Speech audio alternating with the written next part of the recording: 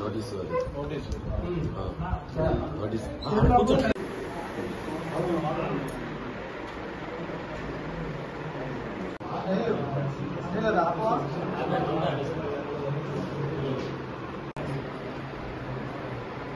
సిద్ధు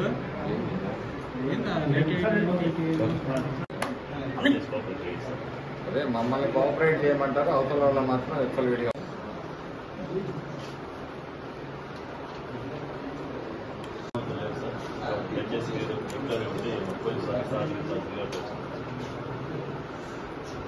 ఏం చేస్తాం, పోలీసు శాంతి భద్రతలకు ఇబ్బంది. ఆ ఊరు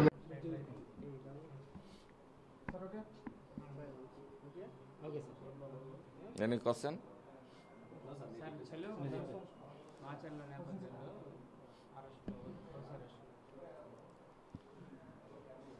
ఈరోజు రాష్ట్ర పార్టీ పొలిట్ బ్యూరో సభ్యులు పెద్దలు వర్లరామయ్య గారి ఆదేశం మేర చలో మాచర్ల కార్యక్రమానికి పిలుపునివ్వటం జరిగింది. దురదృష్టం ఏంటంటే మా నాయకులు ఎవరైతే రాష్ట్ర నాయకులందరూ మాచర్లు వస్తున్నారో వాళ్ళందరినీ కూడా గృహ నిర్బంధం చేయటం అనేది మరి బాధాకరమైన విషయం. ఎందుకంటే గాయపడ్డ నష్టపోయిన కుటుంబాలని, కార్యకర్తల్ని, నాయకుల్ని పరామర్శించటం మా కనీస బాధ్యత. గత 10 రోజులుగా నన్ను హౌస్ అరెస్ట్లో ఉన్నారు. అతన్నేమో హైదరాబాద్లో తిరుగుతూ ఉన్నాడు. మరి నన్ను కనీసం మా ఊరన్నా పంపేయండి, అక్కడ ఏం జరుగుతుంది ఏంటి, వాస్తవాలు ఏంటి అని తెలుసుకొని మరి వాళ్ళకి కొంత ధైర్యం చెప్పాల్సిన అవసరం ఉంది అని చెప్పేసి మేము అన్నప్పటికీ కూడా 2 రోజులు ఆగండి, 3 రోజులు ఆగండి అంటూ వాయిదా వేస్తూ వచ్చారు. మాచర్ల నియోజకవర్గంలో ఎన్ని అరాచకాలు జరిగాయనేది ఒక్కొక్కటిగా నిజాలు బయటకు వస్తున్నాయి. రాత్రి కొత్త పుల్లారెడ్డిపురంలో జరిగిన దాడులు ఏవైతే ఉన్నాయో అవన్నీ కూడా బయటకు వచ్చాయి. మరెన్నో నిజాలు కూడా భవిష్యత్తులో ముందుకు రాబోతా ఉన్నాయి. కాబట్టి ఈరోజు మా యాత్రను ఆపిన ఇక 2-3 రోజుల తర్వాత అయినా మేము వెళ్తాము. మేము యుద్ధానికి పోవటం లేదు. వాళ్ళలాగా పరామర్శల పేరుతోటి రాడ్లు, కర్రలు, కత్తులు తీసుకొని పోవటం లేదు. ఇవన్నీ కూడా పోలీస్ శాఖ వారు అర్థం చేసుకోవాలి. అవసరమైతే మా వెహికల్స్ అన్నీ కూడా సోదా చేసుకోవచ్చు. మాకేమీ అభ్యంతరం లేదు. పరామర్శ పేరుతోటి రాడ్లు, కర్రలు, కత్తులు, బాంబులతో పోయిన వాళ్ళనేమో ఆపలేకపోయారు. మేము వాళ్ళ కన్నీళ్లు తొడవటానికి, కష్టాలు తెలుసుకోవటానికి పోతూ ఉంటే ఈరోజు మమ్మల్ని ఆపేస్తా ఉన్నారు. ఇప్పుడు మేము ఒక కుటుంబాన్ని దగ్గరికి వెళ్ళి వాళ్ళని పరామర్శిస్తూ వచ్చే శాంతి భద్రతల సమస్యలు ఏంటో మాకు కూడా అర్థం కావటం లేదు. ఈరోజు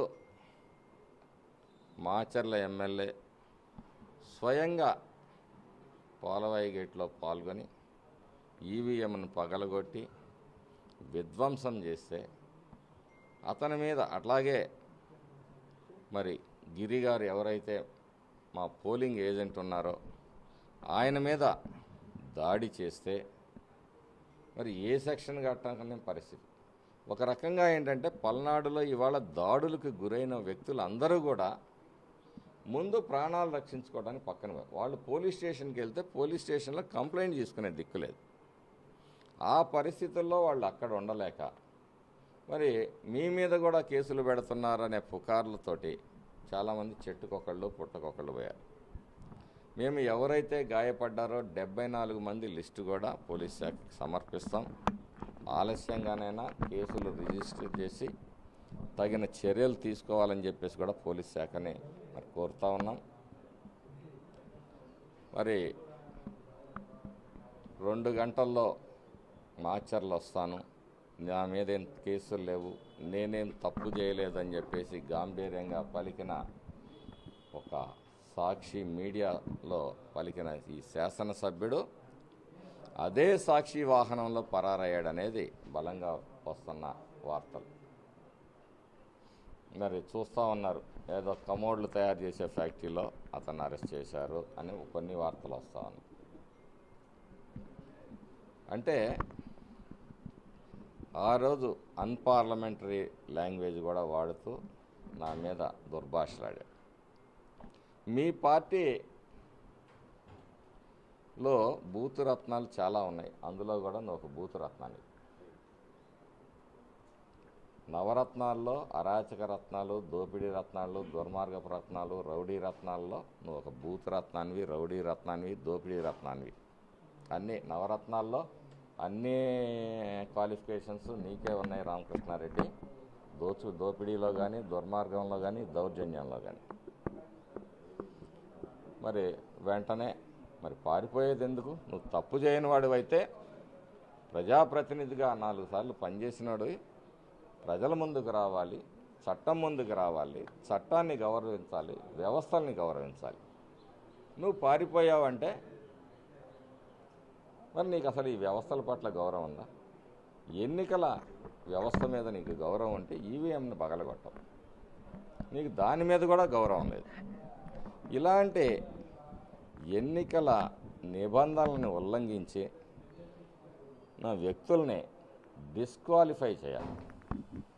ఖచ్చితంగా డిస్క్వాలిఫై చేయకపోతే చిన్న చిన్న కేసులతో వెంటనే బెయిల్ వచ్చే విధంగా సెక్షన్లను పెడితే భవిష్యత్తులో ఏ వ్యక్తి కూడా ఈవీఎంని పగలగొట్టడానికి సంకోచించడు. కాబట్టి